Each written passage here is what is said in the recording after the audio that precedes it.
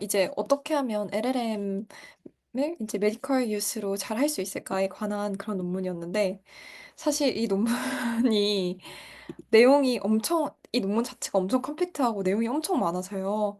제가 좀 최대한 요약을 하려고 가져오긴 했는데, 아무래도 요약하는 거다 보니까 이걸 정말 사용하셔서 쓰려고 하시면 그 논문을 직접 한번 읽어보시는 걸 정말 추천드리고, 정말 자세하게 어떤 예시가 있고, 어떤 모델들은 이런 식으로 사용이 됐고, 근데 어떤 모델들은 이 방법을 썼는지에 대해서 되게 자세히 나와 있는 그런 컴팩트한 논문입니다. 그래서 지금 여기서 맨 처음에 얘기한 거는 이건 본문 내용 그대로 가져와 봤는데요. 그 결국에 지금 처음부터 끝까지 얘기하고자 하는 그 메인 그 프레임워크는 이 3스텝입니다. 처음에는 모델 디벨롭먼트, 그다음에 모델 옵티마이제이션, 그다음에 시스템 엔지니어링 이렇게 세 가지인데 지금 모델 디벨롭먼트에 대해서 말씀을 드리자면, 뭐, 미리 이제 프리트레이닝이나 아니면 파인 튜닝 같은 것들을 통해서 이제 특히나 그런, 그 로컬 모델들 있잖아요. 로컬 모델들의 이게 GPT처럼 이미 많이 트레이닝이 되어 있지 않은 그런 모델들의 그런 여러 가지 데이터로 프리트레이닝 시켜서 그걸 사용한다든지 아니면 파인 튜닝 같은 경우는 이미 많이 트레이닝이 돼 있는 그 모델을 이제 파인 튜닝을 해서 사용한 는 그런 방법을 여기서 많이 얘기했었고, 그다음에 인스트럭션 튜닝은 이제 어, 그 레그랑 거의 그 같다고 생각을 하시면 되는데, 예를 들어서 딱 LLM한테 어떤 그 인풋이랑 어떤 아웃풋을 해줘야 되는지를 계속 이걸 전부 다 학습을 시켜서 이제 이런 식으로 이 인스트럭션을 따르도록 하는 그런 튜닝이고, 그다음에 reinforcement learning은 이제 계속 피드백을 받으면서 그 강화 학습 을 광화학습으로 이제 이게 세 가지 방법으로 모델 디벨롭먼트를 할 수 있다고 얘기를 했고 그 다음 단계로는 모델 옵티마이제이션이었는데요. 그래서 처음에는 이제 첫 번째 방법으로는 프롬프트 쓰는 것, 그 다음에 두 번째로는 뭐 레그 외국 강조를 되게 많이 하더라고요, 여기서는. 그다음에 세 번째로는 체인 오브 서트 프롬프팅으로 해서 뭐 이렇게 이 첫 번째 스텝은 이걸 따르고 그 다음 스텝은 뭐 이렇게 하고 이렇게 하면 LLM 특성 자체가 한 번에 한 가지 일만 할 수 있다는 그런 특징이 있으니까 이제 그것들을 좀 세분화해서 하면 훨씬 더 LLM의 그 메디컬 유세지가 높아진다. 뭐 약간 이런 내용이었고요. 모델 옵티마이제이션에 대해서는. 그다음에 그 세 번째 단계로는 시스템 엔지니어링이었어요. 그래서 시스템 엔지니어링 스텝스는 또 세 가지로 그 시스템 엔지니어링 스텝도 세 가지로 나누더라고요. 그래서 첫 번째는 아키텍처를 어떤 방법으로 이 모델 자체를 그 빌딩해 나갈 건지를 그 고르고 그다음에 두 번째로는 그 에이전 시스템으로 할 건지 아니면 AI 체인 시스템으로 할 건지에 대해서 고르고 그다음에 세 번째로는 이제 이 LLM을 파인 튜닝해서 어떻게 어댑테이션을 할 건지 이렇게 세 번째 세 단계로 해서 시스템 엔지니어링이 진행이 된다라고 얘기를 했는데 그래서 아키텍처 셀렉션은 뭐 이 큰 틀을 어떻게 잡아갈 건지를 이제 고르는 그런 단계인데요. 그래서 뭐 AI 체인이나 AI 에이전트가 무엇인지 각각은 뒤에 제가 또 설명을 붙여놨는데 뭐 AI 체인 같은 경우는 뭐 그, 네, 뒤에 설명을 같이 드리겠습니다. 그래서 저 큰 틀을 잡고 나면 AI 시스템인지 아니면 AI 그 체인으로 갈 건지를 둘 중에 하나를 골라야 되는데 에이전 시스템 같은 경우는 약간 딱 정해져 있는 일들 있잖아요. 그래서 뭐 계속 똑같은 환자랑 그다음에 뭐 임상 시험을 매칭시켜 준다. 아니면 그 리터레처 리뷰를 그 리뷰가 폼이 있으면 그 리터레처 리뷰를 뭐 읽는다. 그 약간 어느 정도 반복적인 그런 시스템에서는 에이전트 모듈이 적합하다고 얘기를 합니다. 그래서 에이전트 모델은 그, 야- 어, 리즈닝, 그다음에 뭐 메모리, 그다음에 인터랙션이랑 퍼셉션 같은 것들로 이제 얘를 구성을 해서 얘를 계속 트레이닝 시키고 그다음에 이제 휴먼 익스퍼트한테 뭐 그 또 계속 반복적으로 얘를 도와주게 되는 이런 시스템이고 근데 AI 체인 시스템은 좀 상상력을 많이 요구하는, 여기 논문에서 표현은 좀 상상력을 많이 요구하는 그런 것들에 적합하다고 나와 있었는데요. 그래서 뭐, 진짜로 환자랑 그 의사랑 대화를 한다든지 아니면 대화를 한 시스템에서라든지 아니면 뭐 그 이렇게 좀 어느 단계 이렇게 구성이 돼야 되는 그럴 때는 AI 챗 시스템이 적합하다. 그다음에 좀 어떻게 보면 앞서 말했던 그런 반복적인 일이 아닌 것들에 대해서 적합하다고 얘기를 했었습니다. 그래서 AI 챗 시스템은 첫 번째로 파이프라인을 짜고 그다음에 모듈을 어떻게 할 건지 그래서 뭐 그 제가 이게 보여드리면 잠시만.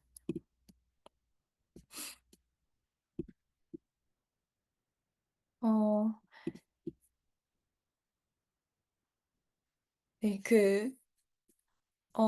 네, 에이전 시스템은 있고, 그다음 AI 챗 시스템은 여기 이걸로 설명을 드리는 게 훨씬 더 나을 것 같아서 위키챗 같은 거나 아니면 뭐 그런 부분들에 대해서 AI 체인 시스템을 사용이 됐다고 얘기를 하는데요. 그래서 맨 처음에 세 가지 스테이지로 나누는데 그게 파이프라인이랑 그다음에 모듈 디피니션, 그다음에 모듈 디벨롭먼트거든요. 그래서 보시면 어떻게 처음에는 어떤 프롬프트를 쓸 건지, 그다음에 어떤 데이터 소스를 쓸 건지, 그다음에 모듈 디벨롭먼트를 할 때는 그러니까 어떤 모델을 포맷을 어떻게 할 건지, 그다음에 어떤 주기로 그 자체를 넣을 건지, 그다음에 뭐 이 컨텍스트 자체가 어느 정도로 크기가 넣어져야 될지, 뭐 그런 것들을 디파인하고, 그다음에 그 모듈 디벨롭먼트를 할 때는 어 네, 이 데이터 플로우가 어떻게 되는지 약간 그런 내용으로 저는 이해를 했는데, 네, 했습니다. 그래서 약간 그런 식으로 이 AI 체인이나 AI 에이전트에 대해서 선택을 먼저 해야 된다라고 얘기를 했고, 그 다음으로 이제 마지막으로는 어댑테이션이었는데요. 그 프라이어 프로프리에이터리 그 소스랑 아니면 오픈 소스 이렇게 두 가지 중에 하나 선택을 맨 처음에 해야 되는데 모델을 프로프리에이터리는 뭐 이미 로컬 모델들 있잖아요. 뭐 라마 같은 그런 모델들이고 그다음에 오픈 소스는 GPT 같은 그런 모델들인데 각각 그런 모델들에 대해서 그 셀렉션을 한 다음에 이제 얘를 또 옵티마이제이션을 하려면 그 네 가지 방법을 얘기를 많이 했어요. 그래서 프롬프트 쓰는 거, 그다음에 레그, 그다음에 프리테인이나 아니면 파인 튜닝 이렇게 얘기했는데 이 데이터 자체가 어떤 식으로 어빌리티가 돼 있는지, 그다음에 태스크가 어떤 걸 필요로 하는지 따라서 어떤 식으로 옵티마이제이션을 하면 좋은지 나와 있는 그런 차트였고요. 그다음에 또 여기서 많이 강조했던 게 이밸류에이션, 특히나 이밸류에이션 부분이었는데 얘가 어, 이밸류에이션 자체가 방법이 여기서 얘기했던 거는 방법이 그 모델들마다 좀 달라야 된다.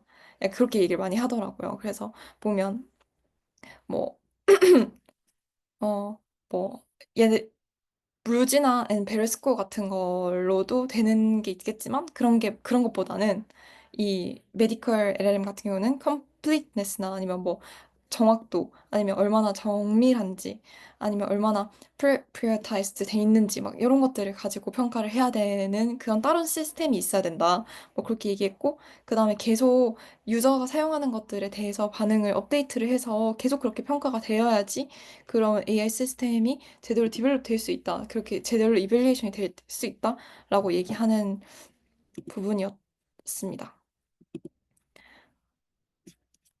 네, 그리고 잠시만요. 어, 그리고 네, 제가 죄송해요. 지금 네, 다시 공유를 하다 보니까 음, 네, 그래서 이제 이렇게 얘기를 하고 나서 또 뒤에 이거에 대한 유스 케이스를 네 가지를 듭니다. 네 가지를 클리니컬 노트 제너레이션, 그다음에 뭐 메디컬 코딩하는 거, 페이션 트라이얼 매칭, 시스템 리터러처 리뷰에서 어떻게 사용할 수 있는지 네 가지 예시를 드는데 첫 번째는 이제 노트들이니까 아무래도 이게 손글씨이기도 하고, 그 다음에 이 데이터 같은 것들을 좀 서머라이즈를 해서 보내줄 수 있으면 좋겠다. 뭐 이런 그런 목적으로 사용되는 그런 예시였는데요. 그래서 여기서 문제는 EMR 시스템이랑 그다음 인터그레이션이 좀 리밋돼 있다는 거? 아니면 그 LLM 자체가 이 컨텍스트를 제대로 잘 이해를 못한다든지 막 이런 문제가 있었는데 이런 것들은 뭐 레그나 아니면 EMR 진짜 인터그레이션을 한다든지 아니면 뭐 밸리데이션 모듈을 이제 그 두 번 이렇게 확인을 하는 걸로 두 번 확인을 해서 이제 실제로 하는 걸 체크를 한다든지 약간 이런 식으로 솔루션을 제시를 했었고, 그다음에 두 번째로는 그 이제 환자에 대한 그 보험료 청구를 할 때 대신해서 해주는 그런 LLM 모델이었는데요. 근데 얘는 또 그 EMR 데이터가 너무 많다든지 아니면 그 LLM이 어떤 식으로 이제 청구 데이터를 판단을 내릴 때 어떻게 이게 투명성이 또 문제가 될 수 있다. 뭐 이런 식으로 얘기를 했었고, 그 다음에 또 솔루션은 레그를 사용하는 거 아니면 그 익스트랙션 모드를 그 투 스텝으로 해서 그 그걸 좀 복잡성을 좀 투명화시키는 그런 방법을 좀 제시를 했었고, 그 다음에 EMR 또 약간 필터를 해서 좀 필요한 것들만 선택을 하면 그거에 대한 해결할 수 있지 않겠냐라고 얘기를 했고, 그다음에 또 세 번째는 이 임상 환자들을 매칭시켜주는 좀 필요한 환자한테 그 임상 시험들을 매칭시켜주는 그런 사례였는데, 그런 케이스였는데요. 여기도 또 이제 그런 방법들을 또 계속 똑같이 나왔던 게 레그는 계속 반복적으로 사용하는 걸 많이 추천을 했던 것 같고 솔루션으로 그다음에 또 여기는 또 파이프라인을 얘기를 했어요. 그래서 앞에서 말씀드렸던 그런 파이프라인을 좀 사용하면 얘를 어떻게 막 그 제대로 된 평가를 해서 이 환자를 잘 매칭시켜 줄 수 있지 않을까라는 얘기를 했었고 그다음에 네 번째로는 그 논문들 찾는 메디컬 리터레처를 찾는 그런 그 LLM이었는데요. 그래서 여기는 지금 뭐 음, 많이 사용하고 있는 것 같은데 그 또 문제가 된다고 얘기를 하는 게 있다면 할루시네이션 부분이었어요. 근데 할루시네이션 부분은 레그로 많이 해결이 되니까 그래서 레그를 추천을 했고 그다음에 또 사이테이션 스크리닝을 해서 뭐 이제 이 피코 크리테리아로 이걸 통해서 찾으면 또 괜찮지 않을까? 아니면 또 그 피겨나 테이블 같은 것들을 할 때 또 PDF 익스트랙션을 쓰면 되니까 그 문제가 해결될 수 있다. 뭐 이런 식으로 얘기를 했었습니다. 그 다음으로는 챌린지랑 오퍼튜니티스에 대한 섹션이 있었는데요. 그래서 일단 첫 번째는 얘기했던 건 멀티모달리티였습니다. 메디컬 그 의료 데이터들이 사진도 있고, 그 다음에 뭐 텍스트 데이터도 있고, 그 다음에 테이블로 돼 있는 데이터도 있으니까, 그렇게 너무 다양한 그런 것들을 한꺼번에 같이 평가할 수 있는 그런 멀티모달리티가 필요하다. 그래서, 라바메드라는 것도 이제 멀티모달이라고 해요. 그래서 이렇게 익샘플을 주면서 이런 솔루션이 있다라는 얘기를 했었고, 그 다음에 또 이거는 늘 나오는 얘기인 것 같은데, trustworthiness랑 compliance는 뭐 hallucination은 계속 얘기를 한 게 레그로 잡을 수 있고 그다음에 privacy랑 security는 뭐 특정 룰을 주거나 아니면 특정 이제 어 그 익명화 기법을 처리를 하면 그거에 대한 그 문제를 해결할 수 있다고 얘기를 했고 interpretability는 그 chain of thought나 아니면 program and thought prompting으로 이제 그 갑자기 LLM이 그냥 아무 이유 없이 그 결론에 도달하는 게 아니라 계속 한 단계 한 단계 그 좀 분해를 시켜서 그 도달하게 되는 데까지를 좀 투명하게 만드는 그런 방법을 얘기를 했고 그 다음에 컴플라이언스는 그 이제 FDA나 그런 레귤레이션들을 따라야 된다. 그런 디벨로퍼들이 그런 준수를 해서 그걸 만들어야 된다라고 얘기를 했어요. 그 다음에 어, 그 evaluation이랑 또 continuous improvement가 필요하다고 얘기를 했는데 뭐 계속 하는 얘기가 밸리데이션을 어떻게 할 건지 그다음에 뭐 밸리데이션을 뭐 휴먼 인더 루프로 이 휴먼 인더 루프가 저도 챗봇을 만들면서 알게 많이 사용을 하게 됐는데 이제 사람들이 이 챗봇에 대한 신뢰도가 아무래도 낮다 보니까 그거를 이제 끌어올리기 위해서 휴먼 인더 루프 이 밸리데이션을 많이 사용을 하더라고요. 그래서 이게 뭐냐면 사람을 그 챗봇이랑 이제 하는 챗봇이 뭔가 결과를 도달하는 데 있어서 사람이 좀 영향을 주게 그 결과까지 가는 데에 사람이랑 소통이 좀 있도록 하는 그런 방법이거든요. 그래서 그런 얘기 했었고, 그 다음에 뭐 파이프라인을 좀 보여주기. 랭스미스 정말 많이 씁니다. 랭스미스도 진짜 많이 쓰는데, 랭스미스도 쓰면 이제 AI가 어떤 식으로, 뭐 예를 들어서 레그 같은 경우는 처음에 이거랑 비슷한 컨텍스트를 추출을 해서 이제 그 추출한 컨텍스트를 가지고 그걸 같이 프롬프트에 넣어서 같이 질문을 하게 되니까 그 어떤 컨텍스트를 추출했는지를 랭스미스를 통해서 볼 수 있습니다. 그래서 여기 랭스미스 쓰는 거를 얘기를 많이 했고 그다음에 서스테이너빌리티도 뭐 계속 사람들이랑 그 데이터 세트 받아서 좀 사람들에 맞게 그렇게 계속 유지 보수를 해야 된다라는 말로 말을 했었고 그 다음에 그래서 컨클루전은 뭐 결국엔 3스텝 프레임워크에 대해서 강조를 되게 많이 했던 것 같고요. 그다음 모델 디벨롭먼트, 뭐 이거 옵티마이제이션, 그다음 시스템 엔지니어링 이렇게 세 가지 강조를 제일 많이 했었고 그다음에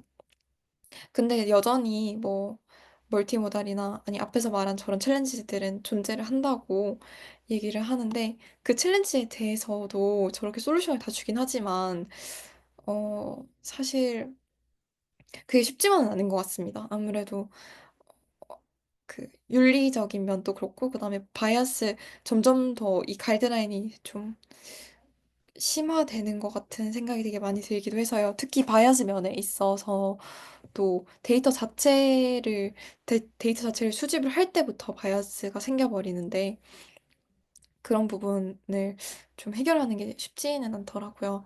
그래서 또 근데 그 바이아스를 해결하기 위해서 또 새로운 그 챗봇을 써서, 새로운 그 인공지능 모델을 써서 그 인공지능 모델로 바이오스를 해결한 다음에 그 데이터를 또 학습시키는 그런 방법도 있다고는 합니다. 네, 이게 첫 번째 논문이었는데, 어, 엄청 내용이 많았어요. 그리고 이거를 저도 어느 정도 좀 따라 해보려고 했는데, 너무 그, 어, 약간 제가 만드는 챗봇이랑은 조금 결이 다르기도 해서 뭐 레그 파트나 아니면 어떤 시스템으로 해야 될지나 이런 것 정도는 참고를 할 수 있었던 논문인 것 같습니다. 그 다음에 또 특히나 뭐 AI 에이전트나 이런 거 같은 경우는 그 혹시 크루 AI라고 있는데 크루 AI 생각이 되게 많이 나더라고요. 크루 AI가 딱 이렇게 뭐 이 모델들한테는 너는 이것도 랭체인을 통해서 사용할 수 있는데, 뭐, 이 모델한테는 너는 뭐, 리서처야. 그다음에 너는 뭐, 멀킷 리서처야. 그다음에 어, 너는 웹사이트 디자이너야. 그다음에 뭐, 너는 마케터야. 뭐, 이런 식으로 롤을 딱딱 하나씩 주는 겁니다. 그리고 나서 이 세 개가 통합을 해서 서로 비교를 하면서, 어, 그 답을 도출하게 되는 시스템인데, 이, 이러한 시스템을 크루 AI라고 웹사이트 들어가 보시면 있을 텐데 그런 걸로도 사용을 할 수 있거든요. 그래서 아마 다음번에 한번 저도 그 크루 AI를 이용해서 에이전 시스템을 한번 해볼까 합니다. 왜냐하면 제가 하고 있는 거는 좀 이렇게 픽스트된 워크플로우여서 네, 그렇습니다. 그리고 또 두 번째 논문은 이제 레디올로지스트가 번아웃이 온다, 오히려 이 artificial intelligence 때문에 그런 내용이었는데요.